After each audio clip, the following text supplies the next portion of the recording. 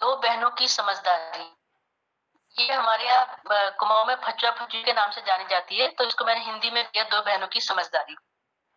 एक समय की बात है, एक तलहटी पर बसे गांव में भालू का आतंक था। बच्चे, बूढ़े, जवान और जानवर सभी उनका शिकार बनते। ग्राम प्रधान और प्रशासक सभी भालू के आतंक से शांत थे।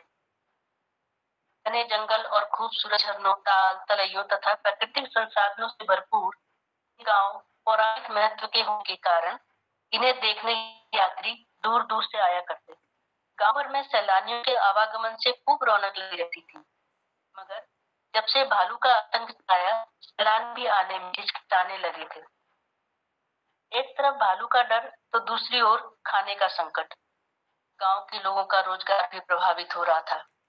जंगलों में काफी आलू आलू बुखारा सूखने लगे। खेतों में उगी फसल की निराई गुड़ाई भी नहीं हो पा रही थी और झाड़ के जंगल उगाए थे। कमाई का समय डर के समय में बीत रहा था। गांव के लोग गांव छोड़कर नेपाल की ओर पलायन करने लगे। लोगों की परेशानी देखकर प्रशासन ने एक शिकारी की नियुक्ति की, लेकिन भालू काफी चालाक था, हर बार बच चलता था। गांव के परिवार वाले लोग तो अपनी गृहस्थी का सामान लेकर चले गए। गांव में दो अनाथ लड़कियां रहती थी। एक का नाम था फचुआ और दूसरी का नाम था फचुली। दोनों का इस दुनिया में कोई नहीं था। गांव के प्रधान ने भी उनसे गांव छोड़कर अन्यत्र चले जाने कहा और इसके पास जाए प्रधान जी, इस गांव के भीतर ही हमारा जीवन है, ये हमारा संसार भी है, हम कहीं नहीं जाएंगे।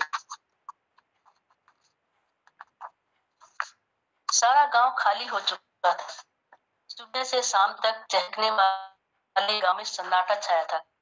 ऐसे में यदि उन दोनों पर कोई संकट आ जाए तो वह किसे पुकारेंगे? इस सोच में उन्हें भीतर तक दहला दिया। दोनों जैसे तैसे दिन काट रही थी। एक शाम फचुआ ने फचुली से कहा, आखिर हम कब तक भालू के डर से ऐसे बैठे रहेंगे? अब तो सारा राशन भी समाप्त हो चुका है। मैं सोच रही हूँ कल सुबह बाहर निकलकर कुछ खाने पीने का प्रबंध कर लूं। ये बोली, गांव में कोई है, भालू ने हमें देख लिया तो छोड़ेगा नहीं। हम सहायता के लिए पुकारेंगे तो किसे? इसलिए मेरी सलाह है, घर पर ही रहो। जीवन कितने दिन तक जी पाएंगे? मर ही जाएंगे ना, भूख से, प्यास से। भालू से बचाने कोई नहीं आएगा, हमें स्वयं ही ना और बचाना है। रात के समय दोनों ने मडुए के आटे की रोटी बनाई, खाई और सोने के लिए बिछौना बिछाया ही था कि बाहर अजीब अजीब सी डरावनी आवाज सुनाई दी। मछली ने कहा, लगता है भालू आया है। बचवा ने बाहर झांक कर देखा। सच में बाहर भालू ही था। उसकी सांस गले में अटक गई। उसने फचली से कहा, अब तो मौत सामने है। अब तो घर के भीतर काट लेंगे, लेकिन कल, परसों और उसके बाद?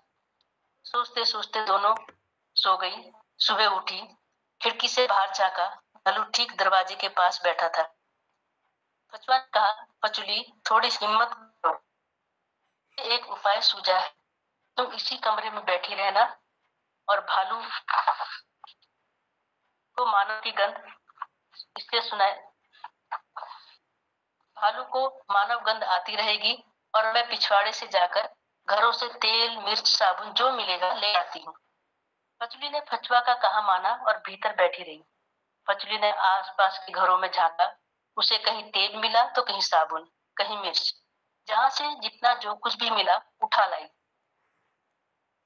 नैना देवी से फल करते हुए तुम मांगी और मुख्य द्वार से, जहां पर भालू बैठा था, वहां से पिछवाड़े के दरवाजे तक और सभी कमरों में फचा फचुए ने तेल फैला दिया।